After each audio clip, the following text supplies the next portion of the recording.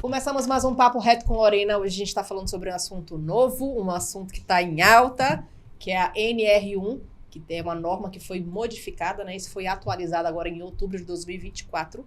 E a gente trouxe duas pessoas especiais para falar desse assunto, pessoas que podem falar, que têm propriedade de passar essa informação para vocês aqui do Conde TV. Estamos aqui com o André Cavalcante, gestor de segurança do trabalho, e o doutor Vitor Cavalcante também, que é advogado trabalhista. Vai trazer aqui algumas informações para a gente, na verdade vai explicar, né, essa nova norma que foi atualizada em outubro de 2024. O André, eu queria começar com você, mas vou te dar um tempinho para você falar com o pessoal aqui do Conde TV. Primeiramente, muito obrigado. Estou realmente honrado em estar aqui. Eu não esperava o convite, ou esperava talvez. E para mim é uma honra, né, poder cooperar com a parte educacional. Eu trabalho com educação corporativa e amo esse ramo de educação, então poder colaborar com o esclarecimento das questões para mim, é missão de vida. E como gestor, estou aí à frente da empresa já há uns 19 anos. E vamos lá, vamos ver o que eu consigo colaborar aí para elucidar as dúvidas sobre esse tal de riscos psicossociais, assédio moral, PGR, GRO. O que eu consegui colaborar com vocês aí para vocês darem um up, evoluírem mais um passo, mais um degrau aí na gestão empresarial. Doutor Vitor? Lorena, quero agradecer o convite, fiquei extremamente lisonjeado, né, quando você fez o contato e falou aqui desse momento, desse bate-papo. Não poderia ser outra pessoa. Obrigado. Eu fiquei assim extremamente feliz e animado, né, com o tema. Vez ou outra, né, a gente vê na TV, a gente vê na internet, né, um debate às vezes até mais acalorado sobre essa pauta. E quando você nos chamou, né, assim, isso trouxe uma animação de poder voltar a discutir esse tema, né, que por vezes é tratado de maneira, digamos assim, até secundária, né, pelos profissionais que deveriam estar dando uma atenção a isso. Então, espero poder contribuir aqui com você, né, no bate-papo, contribuir aqui em levar conhecimento, em aprender também, né. Sou advogado trabalhista já há um tempo, né? Tive uma passagem pelo Ministério do Trabalho também. Às vezes a gente aprende na faculdade e aprende muito mais no dia a dia, né? Na experiência. Então, acho que vai ser um bate-papo muito bacana aqui. Eu tô acreditando muito nisso aqui, vai ser bom. Vou começar com o André, né? A gente tem algumas perguntas que foram separadas aqui pelo nosso público, pelo nosso segmento. E a primeira pergunta que eles fizeram é: qual a diferença entre o antigo PPRA e o atual PGR, né? Parece que tem um novo modelo, né? E qual foi as melhorias que teve nesse novo modelo? Primeiro, a diferença, e depois se teve alguma atualização e qual foi a melhoria que a gente teve. Vamos lá. Quando surgiu a necessidade de uma reformulação no PPRA, que era antigamente o Programa de Prevenção a Riscos Ambientais, existia um vício, Lorena, no mercado. O empresário, ele comprava por uma necessidade, ou porque ele foi fiscalizado, ou porque ele prestava serviço a uma empresa que exigia, ou porque o advogado precisava disso para uma ação trabalhista, e aí ele contratava um profissional de segurança do trabalho. Esse profissional ia na empresa, fazia o levantamento, é como se ele tirasse um registro fotográfico e entrega a ele, tá aqui os riscos que sua empresa tem. Esse documento, muitas vezes, era entregue ao solicitante, seja o Ministério do Trabalho, seja ao motivo, causa que foi gerado ele, e depois ele era engavetado. Existia uma nomenclatura que a gente dava ao PPRA antigo, que era o PPRA de gaveta. Era aquele que o empresário comprava por uma necessidade e depois ele engavetava. Ele só ia se preocupar com esse programa um ano depois. E um ano depois, o cenário da empresa já mudou. Entrou máquinas, entrava funcionário, saia funcionário, criava-se novas funções. E esse programa de gaveta, ele não acompanhava essa evolução da empresa. Ele ficava obsoleto, às vezes, no primeiro mês. Tinha validade de 12, no primeiro mês ele extinguia. Então, o que é esse PGR novo? Eles criaram um mecanismo, eles criaram uma didática, uma dinâmica, para que todas as vezes que a empresa evolua, mude, o programa mude junto. Esse é o novo PGR. Eles pegaram aquele pacote do PPRA e criaram uma forma com artigos, deram uma nova paginada em um programa que houve qualquer alteração significativa no processo, ele precisava de revisão. Ele precisava moldar-se e atualizar ao longo dessa validade que ele tinha. Estendendo essa validade para 2 anos e 3. Aí surgiu as primeiras polêmicas. Peraí, mas a validade é 2 anos. Eu vou precisar fazer outro? Não. Ele incorporou o conceito de revisão. Então, você vai a um médico, o médico avalia seu estado e ele pede para você voltar depois de 15 dias. Para ele ter uma noção da evolução. Aconteceu isso com o programa. Esse PPRA antigo se torna o PGR, o programa que o Ministério do Trabalho ele vai cobrar a evolução do cumprimento do programa. Porque nele vai existir um diagnóstico, que é um inventário de riscos, e um plano de ação, um cronograma de execução de ações. E aí eles querem garantir que aquilo que foi colocado no papel, que antes era engavetado, fosse sendo executado paulatinadamente, mês a mês, para realmente mostrar que a empresa está comprometida com a política de segurança do trabalho. Esse é o novo PGR. Certo. E aí, doutor? Bom... É bom ter 2 visões. Sempre. Essa questão das revisões, né, dessas NRs, né, que é natural com o tempo, né, que é preciso até você tá fazendo revisões para manter a legislação atual com a realidade que a gente tem. Um exemplo aqui, só para talvez até servir como um exemplo mais claro, a gente tem hoje passado uma grande discussão, por vezes até acalorada, com relação à categoria dos trabalhadores de aplicativos, porque a gente tem uma legislação, uma CLT antiga, né, que é de 43, e a gente tem uma relação de trabalho que é muito nova, né, que basicamente eu acho que ela começou de fato a ser globalizada com o 4G, né, que permitiu que aquele tipo de atividade fosse de fato entregue em todos os lugares. E com as NRs não é diferente, né? A gente tem a evolução da tecnologia e desenvolvimento de máquina, a constatação de novas patologias, a constatação de novos perfis de trabalhadores, né? E a gente precisa que a legislação ela esteja cada vez mais atual, né? Então, as comissões, né, porque não foi uma mudança única, né, ao longo dos anos, as comissões têm debatido essas alterações no mundo do trabalho e têm proposto e aprovado, né, mudanças nas NRs e essa mais recente, essa NR1 agora, com essas questões da implantação dos riscos psicossociais, né, no PGR. Então, assim, a gente tem no mundo jurídico, né, uma preocupação... e aí voltado aqui mais à parte patronal, de conscientizar o empresário da importância, né, do cumprimento. Não é seguir, e como bem trazido aqui pelo André, não é só preparar o PPRA, o PGR, enfim, não é só trazer isso como um documento ali na gaveta para quando ele for alvo de uma fiscalização, ele apresentar o documento que foi preparado e dizer assim, não, eu tô correto, eu segui aqui o que a legislação me manda fazer. Na verdade, vai muito além, né? Não basta somente você ter aquilo se você não efetivamente implementar no dia a dia da sua empresa. Então, assim, foi uma mudança, tem sido feitas mudanças assim, de forma muito bem-vinda, muito bem recebida, e agora na verdade, assim, a grande missão é conseguir colocar isso em prática, trazer isso para a realidade das relações de trabalho. Tá, vamos começar agora falando sobre o tema, que é o NR1, tá? Eu queria que vocês me explicassem, com a experiência que vocês têm, o que é isso, essa norma, o que essa norma abrange e essa atualização. O que é que os síndicos, os empresários do segmento, na verdade, isso aí é para todo mundo, né? O que é essa NR1, essa atualização? O que é que a gente precisa entender? Vamos lá. Quer começar, doutor? Não, fica à vontade. Coisa Eu prefiro complementar. Vamos lá.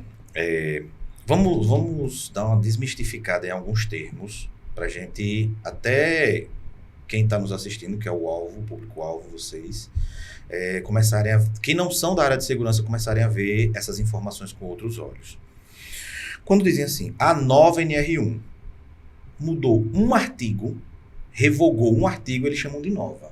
Então, nem sempre é uma reestruturação de cabeça para baixo, tá?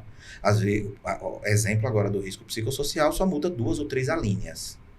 Será que Aí chamam de nova. Será que é porque não muda, nunca muda, e quando mexe um pouquinho Chamam já de é uma nova, novidade? né? Isso. Mas só para as pessoas entenderem o seguinte, não é que mudou tudo, é verificar se foi restrito, riscado ou adicionado. Certo.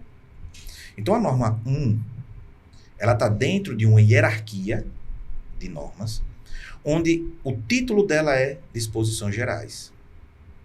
Ela é uma norma geral, ou seja, toda empresa teve um funcionário de carteira assinada, salvo-guardo se tiver aquela informação em outra norma, que nós chamamos de normas específicas ou normas setoriais, ela prevalece. Então, muitas vezes, quando a gente fala, por exemplo, do PGR, quem pode elaborar o PGR? As pessoas meio que se perdem nessa informação. A norma 1, que é uma norma geral, serve para todo mundo, vai dizer que a organização, o empresário e os prepostos primários e adjacentes, que a empresa escolher como responsável, vai determinar o profissional que vai elaborar isso. E ela assume o risco da escolha dela, cupim elegendo, não é isso, doutor? Mas quando eu chego na construção civil, por exemplo, a norma que é setorial diz que quem elabora o PGR é um profissional legalmente habilitado. Ponto. Não dá brecha para a empresa escolher. Ela pode, mas ela vai escolher dentro de uma gama de profissionais que se enquadrem como legalmente habilitado. Então, quando eu digo assim, ó, os riscos psicossociais devem ser inseridos no PGR, se for um condomínio, é NR1. Se for uma obra, é um profissional legalmente habilitado, NR18. Então, a NR1, ela dá os direcionamentos iniciais para qualquer empresa, exceto se outra norma que hierarquicamente seja superior, ela venha dizendo o contrário. Então, quem é a NR1? São os direcionamentos iniciais. A ênfase dela está nas restrições a risco, as orientações iniciais do trabalhador ao entrar na empresa e hoje, dentro do escopo 2019 para cá, como deve ser a estrutura do PGR. Porque é ele quem vai trazer essa cultura, que o doutor está falando aqui eximiamente, sobre como devemos conduzir a execução dentro da empresa. Veja, eu vou até retificar uma coisa que eu falei. Não é bem o como, é o que. O grande segredo das NRs é que as NRs, salvo-guarda NR5 e 33, elas não dizem como você deve executar, elas dizem o que você deve fazer. O como são as instituições que devem criar políticas de cumprimento. Isso não é diferente para a gente. Eu acredito que na legislação, de um modo geral, a maioria, pelo menos o que eu vi, ele diz o que a empresa faz. Ela não diz como a empresa deve fazer. E é claro, algumas exceções a regras vão existir. A NR1 diz o que a empresa deve cumprir. Como é o grande desafio de executar essas atividades dentro da empresa. Certo. A NR1, né, ela traz meio que servindo como um guarda-chuva para as demais NRs, né? Meio que um start, Certo. né?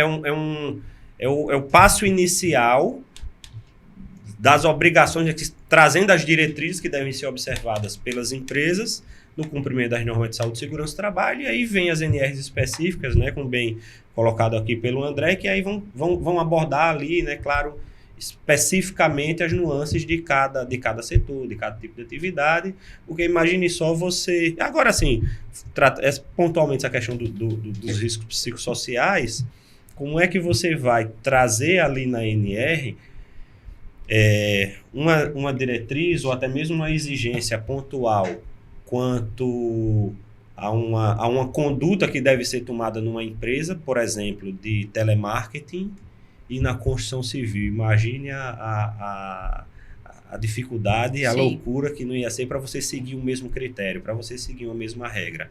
Então, de fato, muitas vezes, e acho que até nesse aspecto a NR ela é muito assertiva, de trazer o que precisa ser feito, mas não trazendo isso como um critério objetivo de como ele deve ser feito.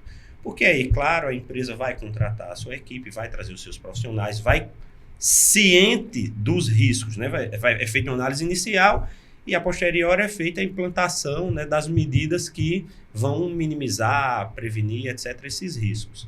Então, isso é preciso ser visto caso a caso. Muitas vezes você tentar colocar todo mundo dentro de um mesmo local, né, dentro de uma mesma regra, não funciona.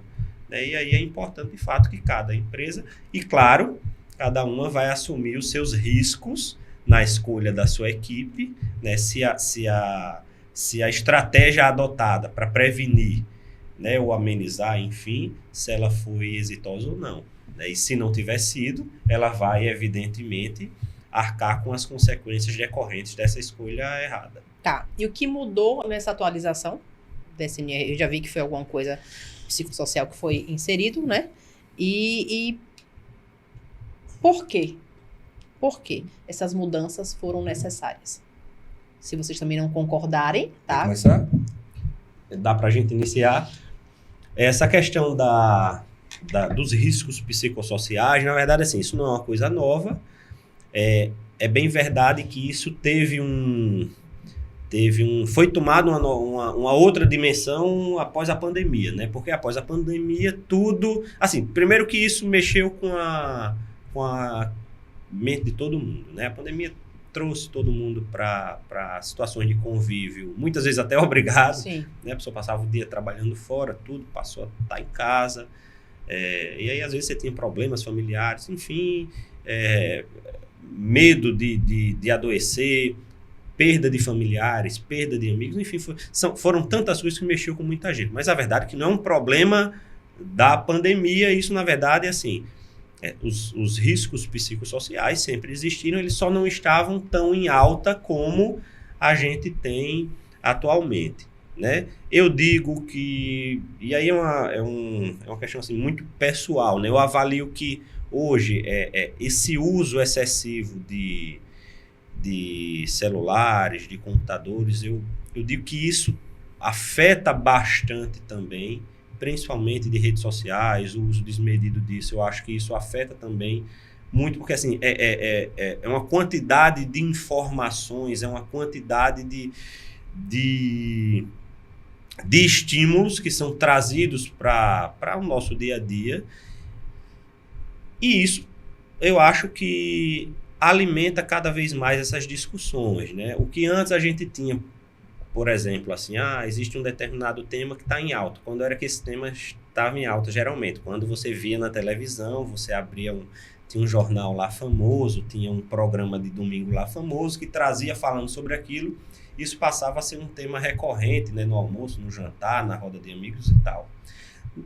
Com essa questão das redes sociais hoje, todo mundo podendo falar, as coisas acabam sendo cada vez mais debatidas, né, de maneira mais ampla e mais à vontade. Sim. Então, assim, adoecimento ocupacional, o adoecimento mental, né, decorrente da atividade ocupacional, ele já existia. Ele talvez não era tão abordado e tão apresentado para todo mundo, né, para a sociedade. E esse aumento, né, no adoecimento mental decorrente das atividades ocupacionais, eles têm ganhado cada vez mais destaque, porque as pessoas hoje têm acesso à informação, todo mundo fala, então isso tem sido cada vez mais recorrente no nosso dia a dia. E isso começa a provocar, né, provocar nas autoridades um sentimento de que precisa fazer algo sobre aquilo. A gente já tem hoje a maior causa de afastamento do trabalho na administração pública já são as patologias de natureza mental, então, de natureza psicossocial. Né? Então, certo. A gente tem, de fato, assim, dados que são muito fortes. E aí é uma alteração hoje realmente assim, muito bem-vinda. André? Vamos lá. Eu acredito que a facilidade da vida moderna trouxe muita dificuldade. Ter acesso à informação. Hoje, quando eu digo que o Covid foi um aditivo que acelerou o processo do desgaste das relações sociais, esses fatores todinhos, Lorena, eles já existem há tempos. Eu boto a 78, eu boto a 2012, nós temos livros aí lançados sobre riscos psicossociais. Qual é o grande problema? É o número de afastamentos. A gente não pode esquecer a regra que 15 dias a responsabilidade é da empresa. Um adoecimento, por exemplo, um burnout, com 15 dias a pessoa está apta a voltar? Não. Não está. Quem é que vai pagar essa conta? Por isso o governo ele se mobilizou. Por isso que agora está tão em alta. Por isso riscos antigos começam a voltar como forma de cobrança. Ela diz assim, o fator que causou foram vocês. Uma coisa é acontecer um acidente de pequeno porte, essa pessoa passar 20 dias, 15 é da empresa e 5 é deles. Mas o grande gatilho hoje, com o aumento desse número, é o valor que está saindo dos cofres. Então, peraí. Então, você acha que essa atualização dessa norma de outubro de 2024 foi mais assim pro... Março de 2024, agosto de 2024, outubro. A gente tá com várias atualizações aí. Certo. Vindo para blindar. Lorena, você acha histórico. que na verdade, o governo tá querendo dar uma segurada, tipo assim, é sua responsabilidade, jogue pra mim, não. Exatamente. E, isso não é de agora, não. Isso já vem... Como profissional da área, existe uma documentação emitida chamada Anuário de Acidentes de Trabalho. Todos os anos é computado, claro que oficialmente, as CATs e acidentes de trabalho registrada. Aquelas que são finalizadas, aquelas que ficam em aberto. E é através desses números, Lorena, para você ter uma noção como os dados que são colocados e que são gerados através dos procedimentos de órgãos privados e públicos, eles são importantes. Hoje, eu vou falar de uma norma que academicamente é comprovada. Artigos de mestrado e doutorado foram utilizados para a revisão da NR10. Porque são eles que servem como fundamentação base. Nós tivemos aí já campanha de prevenção à saúde das mãos, quando o mão representava 33% dos acidentes de trabalho de um ano. Só que hoje, qual é o grande diferencial? E que vai acelerar mais, tá? É que os dados estão nas nossas mãos. De forma rápida. Há um tempo atrás, há 10 anos atrás, quanto tempo demorava para se apurar uma eleição? Olha a diferença hoje. Então, os dados eles estão chegando às nossas mãos a todo momento. Então, esses valores só se percebiam que isso existia 2, 3 anos depois, quando era feito o Anuário de Estatística de Acidente de Trabalho. Hoje, ele já tem nós temos essa informação com o E-Social na palma da mão no 16º dia do mês seguinte. Tá, então hoje seria É o gatilho de cobrar do governo implantar isso. Porque, veja, E-Social, na essência, 2017, se você procurar o E-Social de segurança do trabalho, os riscos psicossociais já estavam lá presentes. E com a simplificação do E-Social, eles foram removidos, os riscos ergonômicos foram removidos. E eu disse isso, gente, não se enganem, continue estudando. Porque é uma manobra política, essa retirada, tá? Isso aí é um entendimento que, no momento, nós não temos capacidade de resolver isso agora. Pensem como vocês acreditarem que é interessante. Mas que isso vai voltar, porque isso está adoecendo o trabalhador. E esse trabalhador vai ser colocado nas linhas do INSS, da Previdência Social, para pagamento. E vai chegar uma hora que o sistema ele não vai suportar isso se a gente hoje não frear o risco. E aí, qual é a missão, vou usar essa palavra, da segurança do trabalho? É garantir que nesse espaço, o doutor foi brilhante quando ele disse, você tem problema em casa, você sai para trabalhar. Nesse intervalo aqui, a missão da empresa é não colaborar, está lá no conceito de doença do trabalho. É aquela que é gerada ou agravada pelas condições do ambiente de trabalho. Então, a pessoa já vem com estresse, a pessoa já tem um ritmo acelerado, só que quando vai chegar aqui, é missão da empresa fazer esse acompanhamento. Só que enquanto não se era cobrado, Não se fazia. Mas a literatura mostra que já era para acontecer isso lá atrás. Tá. A NR1 ela fala sobre capacitação e treinamento. Perfeito. Tá? Como isso deve ser feito para que realmente gere segurança no ambiente de trabalho? Como é que vai ser feito isso? Quer, doutor? Vamos embora? Bom, vamos lá. É preciso entender, é preciso ter uma primeira compreensão sobre quem é quem numa relação de trabalho. Né? Quais são as obrigações do trabalhador e quais são as obrigações do empregador. O empregador, vamos partir desse ponto, ele tem responsabilidade sobre o que acontece no ambiente de trabalho. Ter responsabilidade não significa ter culpa, ter dolo sobre o que ocorreu. Tá. Significa que ele é responsável. E se ele é responsável, cabe a ele implementar políticas de prevenção não vou dizer o acidente, porque muitas vezes as pessoas entendem o acidente, embora a legislação traga isso Sim. objetivamente, que o adoecimento também é acidente, mas o adoecimento ocupacional, se ocorre, existe a responsabilidade do empregador. Né? E aí, o que vai ser avaliado é se ele foi negligente, se ele não foi, se o empregado tinha condições de ter cumprido as diretrizes patronais para evitar aqueles riscos e tal, e não cumpriu. São N possibilidades que aí vão precisar ser avaliadas caso a caso. Então, a capacitação, o treinamento, é uma responsabilidade do empregador. Né? Não só porque a lei institui essa obrigação, essa necessidade, mas também, sobretudo, porque é uma questão de função social. A empresa ela tem essa função social. Né? A partir do momento que ela está explorando ali uma atividade econômica, explorando a mão de obra ali daquele trabalhador, ela tem essa responsabilidade e ela deve ter um zelo, ter um cuidado sobre a forma como aquilo vai ser desenvolvido. Então, veja, a gente tem uma atividade em que tem um risco, seja ele pequeno, médio, grande, existe um risco ali. Se a gente tem normas de segurança, né, que instituem, que exigem que a empresa adote medidas preventivas, ela vai ter que seguir isso. Ela vai ter que contratar um profissional da área de segurança do trabalho que diga assim, aqui existem tais e tais riscos e para que o seu trabalhador não esteja sujeito a acidentes, a adoecimento, não esteja sujeito a esses riscos, você vai precisar fazer isso e aquilo e acolá.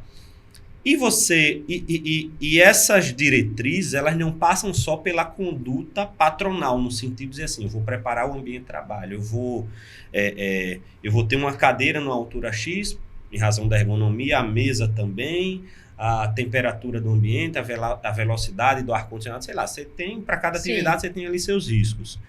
Mas você precisa preparar aquele trabalhador para que ele esteja ciente desses riscos e, ao mesmo tempo, siga determinadas, digamos assim, regrinhas, determinados procedimentos para que esses riscos sejam diminuídos. Isso é um desafio.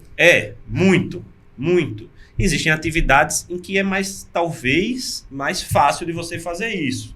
Eu sempre trago um exemplo da construção civil, porque a construção civil muitas vezes, e que em certo tempo era o bicho papão, porque a construção civil tem muito acidente e tudo, que assim, não enxerga como uma realidade, porque a construção civil, embora ainda você tem números, numericamente você tem muitos acidentes, mas você também tem muitos postos de trabalho nesse tipo de atividade, e é uma atividade que tem certos riscos.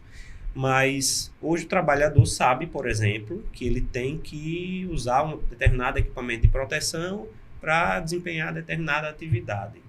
Só que aí veja, o cara tem que usar um cinto de segurança ali, determinada atividade. Tá, mas como é que se usa esse cinto? Adianta ele não usar, ele estar com o cinto, mas não usar da forma correta. Não usar da forma correta. E olha que assim, o equipamento de proteção é a última etapa da prevenção, né? É só assim, não teve jeito, o cara escorregou, ele estava lá, né, preso ali no risco de vida. Então, no cinto de segurança. Então, a gente tem que ter essa consciência dessa responsabilidade que a empresa tem de preparar um ambiente e capacitar o trabalhador para seguir as regras necessárias para a prevenção desses acidentes. Vamos aproveitar da fala dele, viu? A fala dele foi bacana, show. Eu vou construir 2 linhas, Lorena, para nosso público. Eu não sei qual é a sua interação, se é aluno, é da área de segurança, se é empresário, não sei. Mas vamos constituir 2 linhas, certo. Tá? E aí depois eu vou pedir que o doutor complemente só para a gente alinhar. Por que eu cumpro leis, Lorena? Eu cumpro leis para que dentro de um processo, uma relação de trabalho, primeiro esteja resguardado judicialmente. Então, quando o trabalhador ainda não entrou em contato com o agente, se ele é informado, por mais óbvio que pareça, eu estou cumprindo uma determinação de informação. Eu não sei quantos carros você teve, mas se você dirigir um carro automático e um carro manual, não deixou de ser um carro. Às vezes a gente acha assim, mas ele está trabalhando com a máquina, ele já tem experiência com isso. Não. Cada máquina, cada serviço, cada condição de trabalho, ela vai ser única. Ela pode ser semelhante. Então, a obrigação da empresa, e aí eu estou judicializando, é fazer o papel que lhe é cabido. Porque quando acontece um processo, e por isso que eu vou pedir ao doutor para depois complementar sobre processos, primeira coisa que o juiz pede, cadê os certificados de capacitação desse trabalhador sob responsabilidade dessa empresa? Então, a norma 1, ela traz as condições mínimas de informação. E quando ele diz mínima, e muita norma traz isso, tá? Quando ele diz mínima, ele está dizendo não pode fazer menos que isso. Se você tem que pagar um salário mínimo, significa que menos que isso não é possível. Concorda? Sim. Então lá vem dizendo, isso aqui, ó, o básico, o empregador necessita, pode fazer até mais. Pode nesse treinamento de integração na obra, ele aproveitar para explicar como usa o cinto, aproveitar que já está na integração e já usar o modo de operação. Mas se você for na norma, a norma não fala que ele tem que explicar o uso dos equipamentos. Ele dá lá os 4 requisitos que a empresa tem que prover dentro dessa integração. Mas a empresa ela pode fazer mais, ela não pode fazer menos. Porque na hora que for cobrado, primeiro ponto, tecnologia está avançando, é segurança jurídica dela. O trabalhador tem hoje em mãos, ele pode dizer, estou aqui na obra, comecei hoje, nem capacete recebi. Ninguém, não sei onde é que está a segurança do trabalho. Isso ser prova judicial. Então esse requisito mínimo da NR1 é o básico. Difícil ou não, tendo dificuldade, não importa, para a justiça isso não vai interessar. Por isso é importante. Eu sempre digo isso à minha equipe. Hoje nós estamos com 14, 15 Tec Segurança. E, gente, Tec Segurança que não domina a NR1, tá errado. Você já tem que voltar para estudar, porque ali tá o mínimo, o básico. E aí, judicialmente, é uma das primeiras provas que é solicitada. Foi instruído, ele foi informado, é onde entra essa capacitação inicial. E não adianta, eu vou usar esse termo, tá? Adiantar. Não adianta. Mas ele sabia, mas não, você tem registro, eu quero registro. E por mais que tecnologicamente nós estejamos avançados, nós precisamos cumprir um pequeno rito da segurança do trabalho, que são as atas de treinamento. Os registros fotográficos, que são registros biométricos na LGPD, tirar foto da equipe durante o treinamento, porque isso é que vai resguardar judicialmente a empresa. Essa é uma linha de pensamento. As capacitações da NR1 para o trabalhador é a garantia que ele está voltando para casa.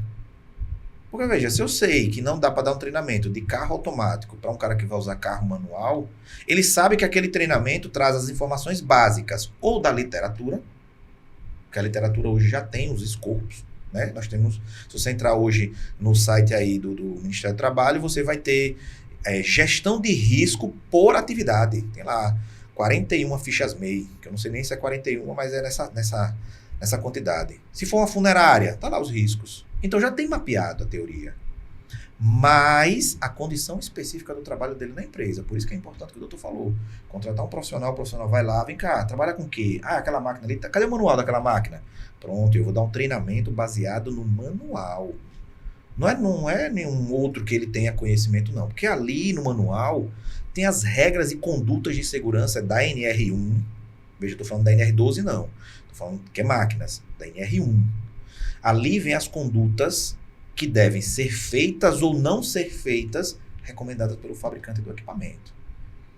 Por isso, mesmo que a empresa ela tenha essa liberdade de escolher quem é o profissional que vai fazer, procurar um profissional realmente que entenda o que está fazendo. Porque muitas empresas hoje fazem achando que está coberta, até o dia que ela precisar. Não é fácil não, viu? Não, É não bem...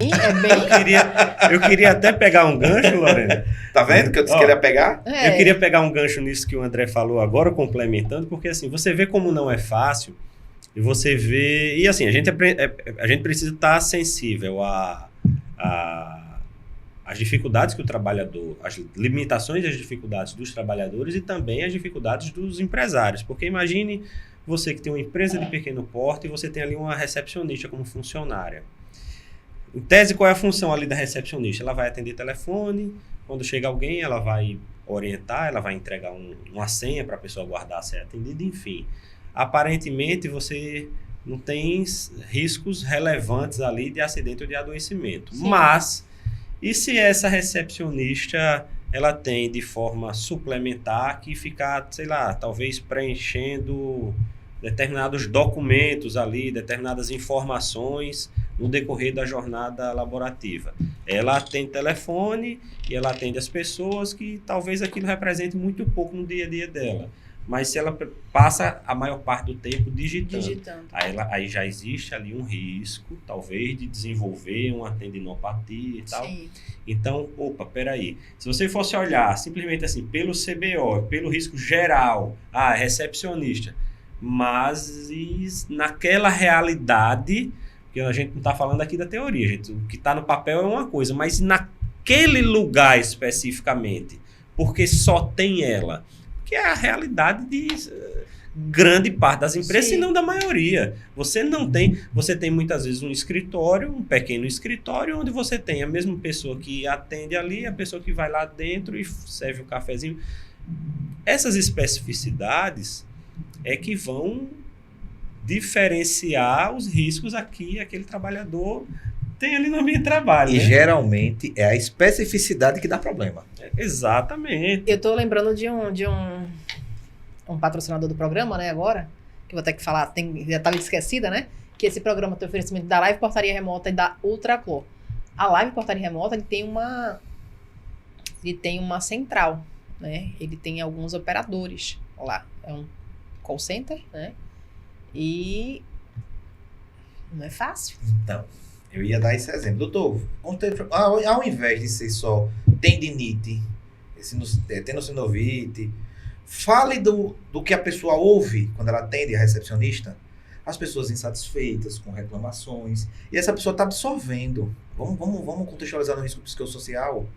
A recepcionista, teoricamente, não deveria ter estresse. Porque todo mundo acha que é um trabalho leve, tá ali recebendo um papel, mas isso é bobagem, mas não é. A pessoa tá ali o tempo todo ouvindo gente insatisfeita, reclamando. Você ser operadora de portaria remota, onde você atende todos os moradores de 70, 100 condomínios, né? Ali, 8 horas por dia, seguido. Se a empresa não fizer nada, a tendência é que comece agora a aparecer os atestados. E agora, entrando em vigor o rastreamento, veja, quando eu não tinha o risco psicossocial, ficava uma briga de quem é o pai. Mas quando eu colocar no programa de segurança a metodologia, veja, eu preciso ter sigilo e eu preciso ter a aplicação acadêmica, técnica da análise, esse risco vai aparecer. A empresa já tem que começar a se preocupar não em contratar um psicólogo. Ele já tem dentro da empresa. Já faz parte da... Eu acho que ele colocou isso antes de acontecer. Isso, porque o risco não é novo. Só que isso é o final do processo. Se for esperar o tempo todo, para mim, é você começar a trabalhar o começo do processo. Começar a verificar o que é que pode ser feito para que mude algumas... A liderança, de repente, né? A forma de trabalhar. O acolhimento, liderança, a forma de extravasamento de processos, como é tratado, como é acolhido, né? Eu acho que seria... Você já entendeu que as medidas de controle nem sempre vão ser um psicólogo, mas sim ter a colaboração dele? Sim, é muito mais a equipe, né? Exatamente. É um trabalho integrativo. Que dá trabalho. Dá trabalho. De repente, se fosse assim, pegar um profissional, um psicólogo, botar aqui, ou então fazer... Eu acho que seria mais fácil. Mas Tem que mexer na estrutura da empresa. Mas, Lorena, você concorda comigo uma coisa? Dá trabalho para quem não faz ainda. Sim. Mas quem já tem o profissional, para quem já aderiu a essa preocupação, essa política, e foi implantando. Uma coisa é eu chegar hoje e dizer, olha, eu vou ter que reparar, Lorena, amanhã você tem que reparar seu telhado todo. Bronca. Outra coisa é você dizer, peraí, vou começar a fazer mês a mês. Janeiro, vou fazer em cima da sala. Fevereiro, vou fazer no quarto. Por isso a gestão do GRO. Eu não preciso comer um bolo todo hoje. Eu posso comer uma fatia por dia. Entendeu? Então, se o gestor hoje ele pega o feeling, primeiro, não vai ter multa em maio. Ah, vou multar porque não vai... Gente, isso aconteceu em assédio moral. Disseram que iam multar, não sei o que, aquele terror. Não multou. Disseram que é social. Olha, vai entrar em janeiro, em fevereiro vai ter multa. Eu digo, gente, não tem nem condição deles multarem em fevereiro. Eu lembro dessa época, foi assim. Terror, bancando terror. Não, porque tem que fazer. Gente, calma. Eles não têm nem mecanismo para poder multar já em fevereiro. Nem foi alimentado. Acalmem. Porque se entra em janeiro e vai até dia 15 de fevereiro, o prazo para você alimentar, dia 1º de fevereiro não tem como lhe multar. Pelo amor de Deus. Então, a facilidade da vida moderna traz dificuldades. Então, se as pessoas não estão atenadas, elas compram medo. Napoleão Hills fala, né? O medo de perder, o medo de falir, o medo de não ter dinheiro.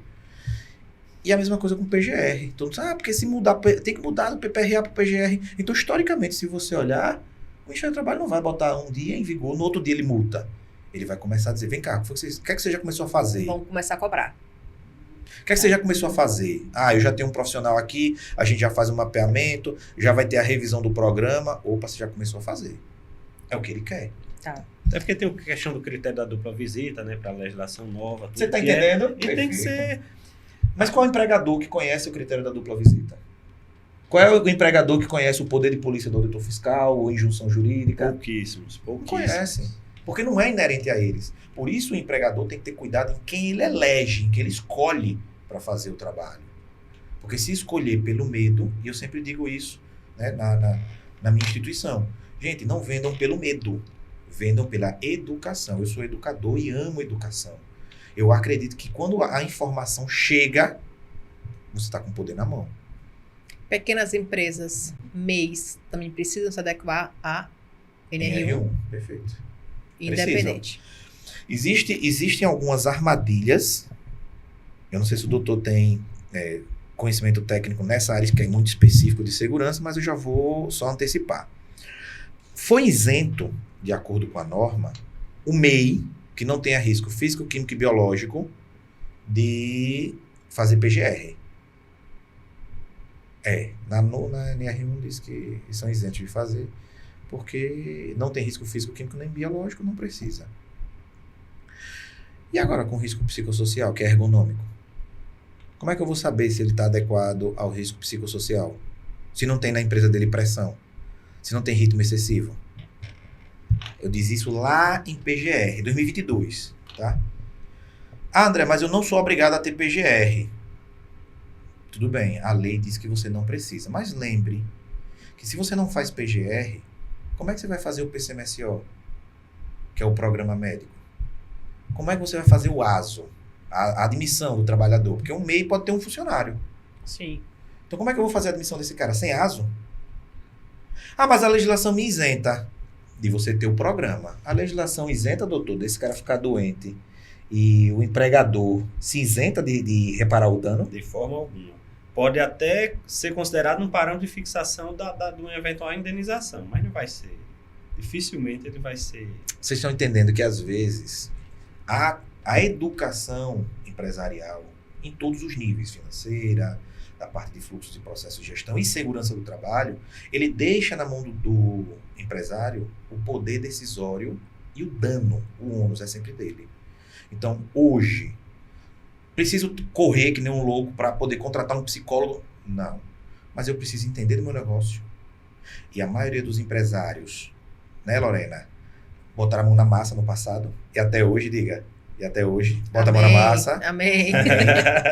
Então, sabe o risco, Sim. sabe as dores, como é que chega em casa no final do dia. Aí agora, porque eu sou empresário, eu vou ignorar isso, eu vou dizer, não, eu não vou fazer não, porque eu não sou obrigado. Mas você sentiu na pele como é. E se você ficasse 2, 3, 5 anos daquele jeito ali, será que você não adoeceria? Porque geralmente, aí eu vou dizer por causa própria, geralmente a gente contrata o segundo porque a gente já não está dando conta. Geralmente é equipe. A gente começa a equipe. Sim. E quando chega um ponto que a gente não consegue dar conta mais, que tá pressão, já começou a esquecer as coisas em casa, diz, rapaz, eu não tenho ponto de correr, não. Eu tenho que contratar alguém. Mas esse alguém vai passar por tudo que a gente tá passando. E se eu não tiver esse cuidado aí, mas eu não preciso de PGR, não preciso de PCMSO, não preciso... Beleza, a lei diz que você não precisa. Mas quando ele adoecer, você vai usar essa história de eu não preciso, mas não vai justificar que você não rastreou, porque o ônus é do empregador. Deixa eu trazer um exemplo aqui que talvez seja até um pouco polêmico, a discussão acho que vai ser interessante. Imagine se você falou ainda agora trabalhador de condomínio, que é verdade que agora está tendo essa mudança, né, no mercado de trabalho, porque chegaram essas empresas de automação, né, Sim, o cara sim. trabalha lá num escritório e aí Sim. atende a diversos condomínios, enfim. Mas imagine um condomínio, e agora com essa questão dos riscos psicossociais. Imagine um condomínio que tem, sei lá, um condomínio de 6 andares, um apartamento por andar, 6 condôminos. Condomínio, né, a pessoa jurídica, ela não tem finalidade lucrativa, então não dá nem para você dizer que ali vai estar sendo explorado a atividade do trabalhador com finalidade lucrativa. Imagine a rotina de um porteiro desse condomínio, como ela já não é, entre aspas, leve. Porque você só tem 6 condôminos, às vezes os condôminos vivem viajando, não passam lá, o cara passa o plantão dele sentado, entre aspas, sem ter o que fazer. Porque assim, é quase que um ócio ali, porque... Que condomínio é esse, doutor? Mas existem. Me apresente, eu quero limpar essa piscina. E são situações que muitas vezes a gente pensa assim, vamos lá, do ponto de vista do síndico, numa situação como essa, você observa o seguinte,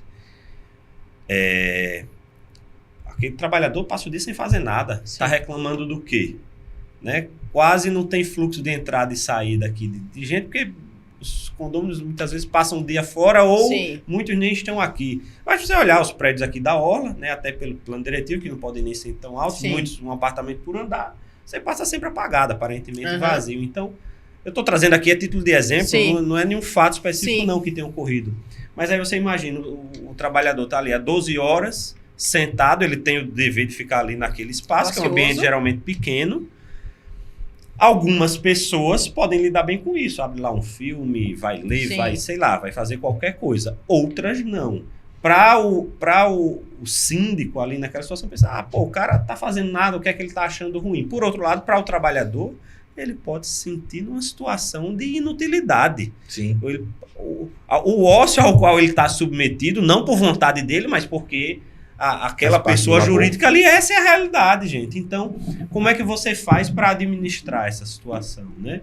Se esse trabalhador vier a desenvolver uma patologia de natureza mental em razão desse ócio, né? E aí, o condomínio vai entender, poxa, eu não tenho responsabilidade sobre isso, mas ao mesmo tempo o trabalhador inevitavelmente estava numa situação ali de... Não tinha, né? Porque agora, com o rastreamento dos riscos psicossociais, esse trabalhador vai ser submetido à análise de risco. E se só for ele, esse índice vai dar alto. Então, o que não se tinha, e que agora com os riscos psicossociais, é a voz teoricamente anônima do trabalhador. Mas não é sobre o que é sobre o que o trabalhador está sentindo. E aí entra nessa questão da suscetibilidade individual. Uns acham que sim, outros acham que não. Não. Eu acho boba. A forma como ela fala comigo, eu acho normal. Coloque um aí, nada. Tem gente que ela é muito agressiva. Bote 4 aí nesse índice. Porque quem vai responder é o trabalhador. Sim. Então, é aí onde nós vamos começar a nivelar. Eu sempre digo isso, ó. Um exemplo de alguém que está com dor de cabeça. Alguém que pegou uma virose. Virose. Olha, 5 pessoas trabalhando aqui, uma pessoa pegou virose. Tudo suave. Na outra semana, outra pessoa, virose. Opa! Tem alguma coisa errada. Se você não analisar, você pode ter daqui a 15 dias todo mundo atestado. Porque você considerou virose, mas você não foi analisar se existe alguma causa do ambiente de trabalho que está gerando essa tal dessa virose. Que pode ser a água com má qualidade. A pessoa está com febre, diarreia, é virose.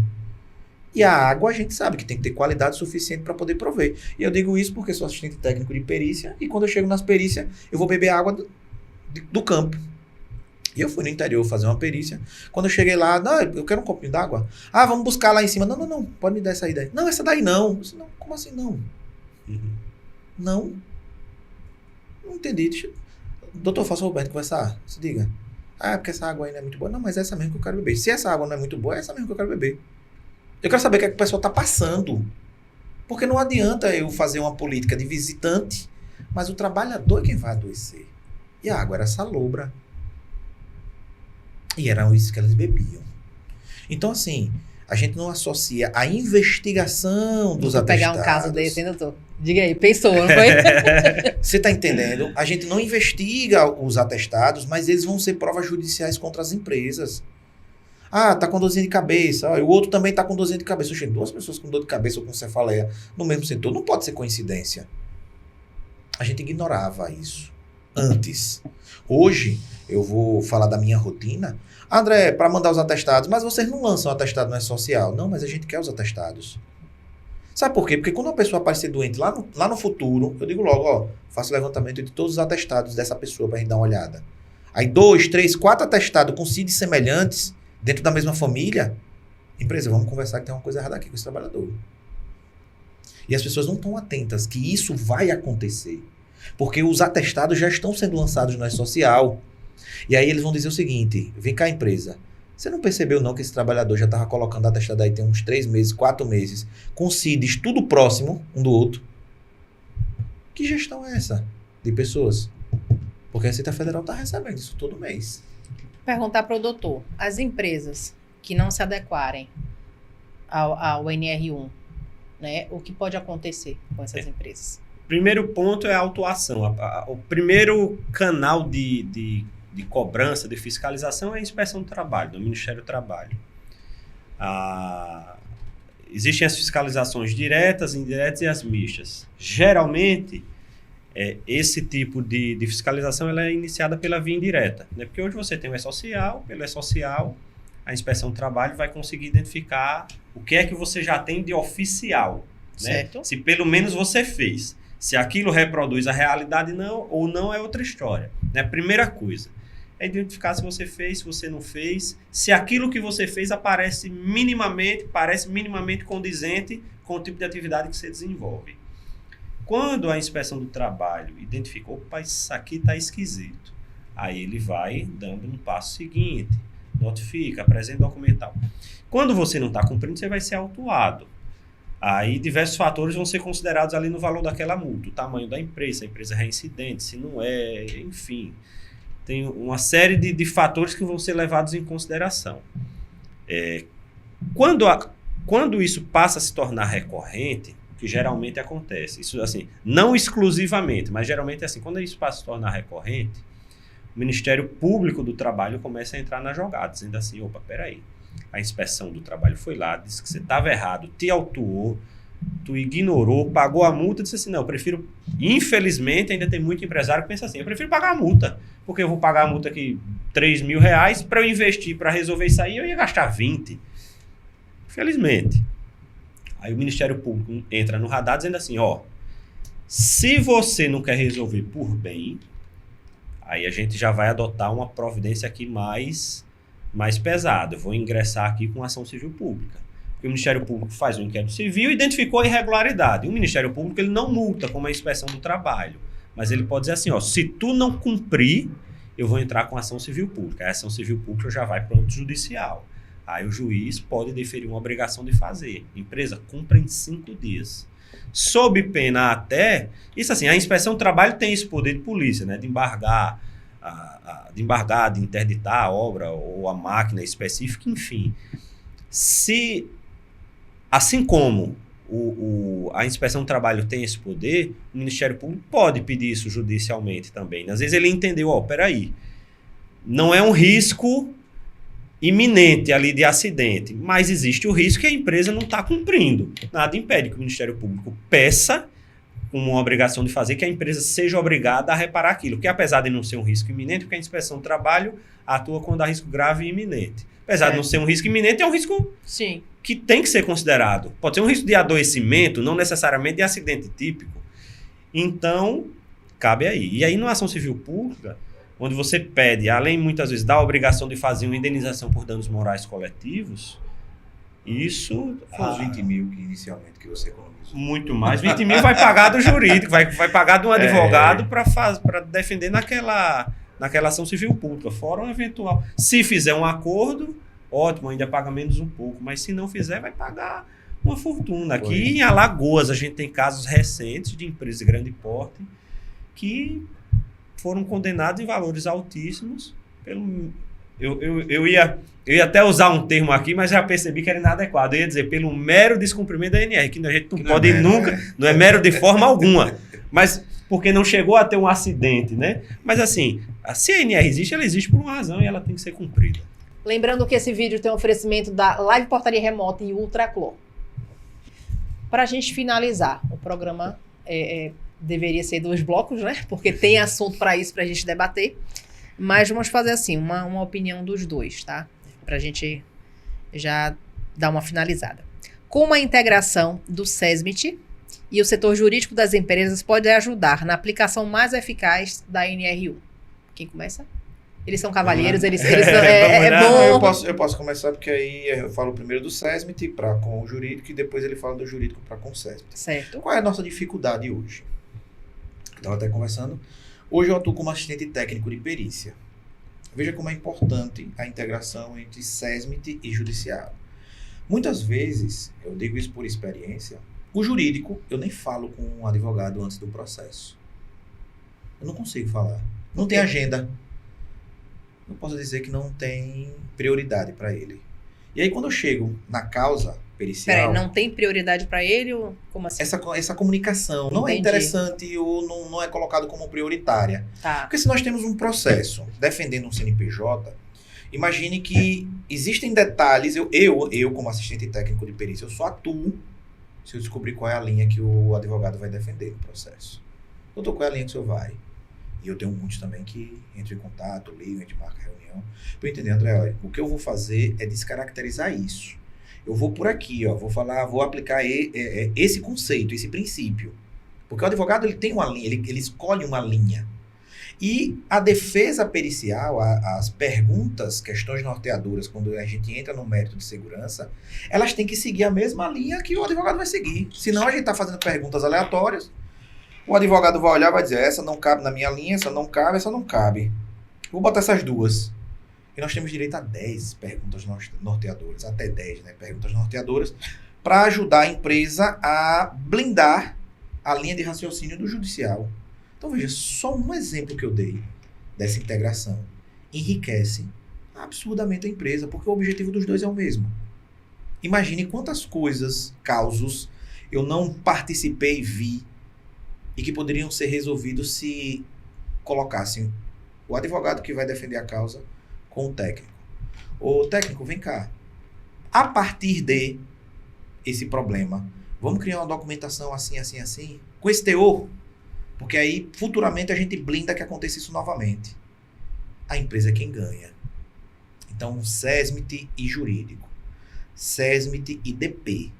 SESMIT e o gestor de RH, essa integração entre esses quatro personagens é condição de sobrevivência para a empresa. Doutor. Não, isso é assim, eu acho que o André trouxe assim, de maneira perfeita essa relação. O jurídico, né, o advogado, naturalmente, na grande maioria dos casos, ele não vai ter um conhecimento técnico sobre o que precisaria ter sido feito, etc, etc. Isso aí é o natural, é o normal. Sim. Né? Por outro lado, ele precisa, e talvez até por isso, principalmente, ele precisa estar próximo, né, de todos os profissionais ali envolvidos na elaboração do SESMIT, enfim. Porque o que é que acontece? A gente tem toda uma cadeia de evolução, né? Todo um processo, existiu o risco não foi devidamente observado, gerou um adoecimento, um acidente, a empresa foi autuada, veio uma multa, até que chegou a um momento de uma ação judicial e que dessa ação judicial decorreu uma indenização altíssima. E aí, quem é o responsável? Quais foram? Quem foi? Enfim, quem deve ser responsabilizado por isso internamente? Foi o profissional da segurança que não observou determinado item, foi o jurídico que não adotou a estratégia correta ali na elaboração da defesa, enfim. Esse contato, esse entrosamento, esse entrosamento entre os setores é importante porque compreender o que é que podia ou não ter sido feito em relação à parte ali de saúde e segurança. Espera aí, realmente foi a empresa que foi negligente? Ou será que era um risco imprevisível? Nem sei se há riscos imprevisíveis, né? Mas assim, será que era uma coisa imprevisível? Será que foi o empregado que foi por culpa exclusiva dele que aconteceu aquela situação? E tudo isso precisa ser demonstrado na tese de defesa da empresa. Então, você está entrosado com o SESMIT, isso permitirá que, quando se chegar aqui, obviamente a função do jurídico nunca é remediar lá na frente quando já tem uma ação judicial em curso. Sim. É você tentar evitar. Mas se não foi possível evitar e já existe a ação, você entende o modus operandi da empresa. Você entende o que é que a empresa faz para evitar aquele tipo de situação. Então, quando você tem um processo judicial, que normalmente é caro, porque quando seja uma ação civil pública, ou seja até mesmo uma ação individual, em caso de morte, você vai pedir ali danos estéticos, danos materiais, muitas vezes, porque você tem lucro cessante, tem o dano moral. Quando você tem falecimento, aí você tem muitos casos até de pensão vitalícia, isso aí vai gerar 1 milhão, 2, 3 milhões para a empresa, se for de um trabalhador de baixa faixa salarial, né? Se for trabalhador da linha de frente da empresa, aí vai estratégico. Vai para então, vocês níveis... falam que esse alinhamento que é o ponto crucial para... É imprescindível, exatamente. É vital. Entendi. E a cultura da segurança ainda é um desafio para muitas empresas, isso a gente já sabe, né? O que vocês recomendam? Assim, vocês são os caras agora que estão dando aqui aquela dica para quem está assistindo. Tipo, o que é que vocês recomendam para o primeiro passo, para mudar essa história? Eu sou suspeito em todas as minhas falas, mas nessa eu sou culpado. Educação. A empresa não muda enquanto o responsável, dono, sócio, ele não tiver educado no que precisa ser feito. A cultura, ela vem da educação. A cultura não é o que está escrito na parede, no mural. É o que se vivencia todo dia. E se as pessoas, principalmente quem tem o poder decisório, não for educada, as pessoas perguntam assim, André, por que geste? Por que gestão e educação? Porque nós trabalhamos a nível de educação empresarial. É elucidar, é trazer o conhecimento não do que está escrito no artigo, mas empresa. José, por que foi que você criou sua empresa? Qual a missão de José nessa terra? É você olhar para aquela piscina e dizer assim, poxa, as pessoas que estão tomando banho naquela piscina não vão aparecer 2 dias depois doente. É a minha missão, é resolver tá falando problema. Da Maria Piscina. Porque a missão, sabe aquela coisa que arrepia quando você termina de fazer o trabalho? É a sua missão de vida. Nosso ilustríssimo fazer uma apresentação exímia e dizer, olha, fui eu quem fiz isso aí. Sim. Ficou bom, ficou o ângulo, ficou os cortes perfeitos. Então, isso precisa vir à tona para o responsável, esse nível de educação. Porque senão, se a finalidade fim, o produto final da empresa for dinheiro, a tendência é que esses princípios culturais e educacionais, eles tenham falhado. E na visão jurídica? Contrate bons profissionais. Para mim, assim, isso é uma regra em qualquer âmbito, mas assim, para o empresário, contrate bons profissionais e escute os profissionais. Nós temos muitos exemplos de grandes empresários e quando a gente vai trazer a questão, muitas vezes assim, intelectual, digamos assim, o cara, ele entende especificamente daquele nicho. Aquele negócio dele, ele entende bem. Mas ele não entende segurança do trabalho, não entende do jurídico. Ele entende daquele nicho. Mas é um cara consciente de que, peraí, a lei me exige isso, existe uma razão para isso. Vem cá, qual é o melhor jurídico aqui que eu consigo pagar? Qual é o melhor profissional da área de segurança aqui que eu consigo pagar? O que é que eu tenho que fazer? É isso? Beleza, eu vou fazer. Não vai ter erro. Não vai ter erro. Contrate bons profissionais que a tendência é ele garantir uma solidez na atividade empresarial dele. Ele não vai ter surpresa, porque ele vai estar bem assessorado. Última pergunta para a gente finalizar o nosso... Ninguém tem noção de quanto a gente se divertiu, de quanto a gente riu. Né? É bom assim, o negócio flui.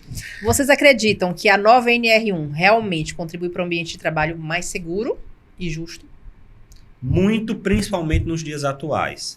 É um tema que talvez... Né, é lógico que sempre é pertinente, o quanto antes você poder trazer essas exigências, né, para a nossa realidade, isso é sempre pertinente. Mas nesse momento, onde nós, quando eu digo nós, pessoas comuns, deixando de lado aqui a parte profissional, quando cada vez mais a gente vê as pessoas adoecendo mentalmente, então você trazer isso como uma obrigação, você trazer isso como uma preocupação no âmbito do trabalho, isso é imprescindível. Então eu acho extremamente bem-vinda essa modificação e acredito que efetivamente ela vai trazer resultados para o nosso dia a dia, para a redução nos números, né, de adoecimentos. Eu vou repetir uma fala que eu já proferi aqui. Segurança do trabalho já existe o que deve ser feito desde 78. O que foi que aconteceu ao longo do tempo? Justificativas para depenar, para reduzir essa carga. Por questões patronais, por questões econômicos. A NR1 está engatinhando para se tornar o que o E-Social queria em 2017, baseado nas leis e estudos de 2010, 12, 7. Então, o que é que eu acredito? Se eu disser, André, já estamos na condição ideal? Não. Ainda falta um pouquinho, se eu não puder dizer assim. Existem 3 etapas ainda para serem cumpridas. Capacitações é uma delas. Para você ter noção, hoje a gente só tem a obrigatoriedade de 2 capacitações. Quando o E-Social surgiu, foram 291. Então, a tendência é que, num futuro, isso volte. Então, hoje nós demos mais um passo. Foi um passozinho com o PGR, um passozinho com assédio moral, um passozinho com isso, com riscos psicossociais. Nós estamos avançando para risco biológico, que é o que está em pauta. Existem projetos de leis para riscos biológicos, para serviços gerais, limpeza de banheiro. Existem coisas que estão surgindo daqui a pouco, mas que não é novidade, não. Já era obrigatório. Hoje, se você me perguntar, André, a NR1 tá... Eu vou lhe dizer, nós caminhamos mais um degrau, mas ainda falta alguns para a gente alcançar uma condição realmente de blindar as empresas e garantir que as pessoas só vão deixar no ambiente de trabalho o seu suor. Mas estamos caminhando. Estamos caminhando. É isso aí. Meninos, muito obrigado pela participação de vocês. A gente está aqui trazendo, né, um tema, está abordando um assunto que é importante para todas as empresas, para os condomínios, né, que hoje não são empresas com fins lucrativos, mas não deixam de ter essas obrigações também, né? Vocês aqui, esse espaço Papo Reto com Lorena está aqui para vocês quando tiverem novidade, tiver alguma atualização, porque isso já existe, então tá aberto para vocês, né? Venham quando quiserem, a casa de vocês, a porta tá aberta, né? E agradeço por disponibilizar esse tempinho aqui num sábado de manhã para a gente estar aqui trazendo conhecimento para o nosso público do Conde TV. Perfeito, gratidão. Eu que estou extremamente agradecido, Lorena, pela oportunidade. Foi um bate-papo muito enriquecedor. Obrigado mais uma vez. André, que veio de fora, né? Veio de Sergipe para cá. Voltando, né, para cá. Se preocupe não, que em breve vou estar disponível para vocês tirarem dúvidas, inclusive pessoalmente. Vamos deixar lá para frente. Vocês que assistiram ao nosso programa, podem tirar dúvida, podem entrar em contato com os profissionais. A gente vai deixar o link deles aqui. Então, tirem suas dúvidas, eles entram em contato com vocês, eles respondem também, se não responderem, eu direciono. E muito obrigado pela audiência. E toda segunda-feira, um vídeo novo no canal Papo Reto com Lorena.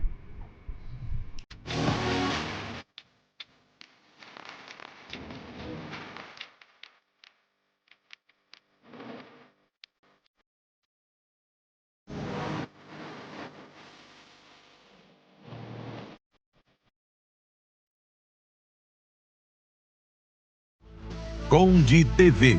Informação de qualidade e credibilidade é aqui.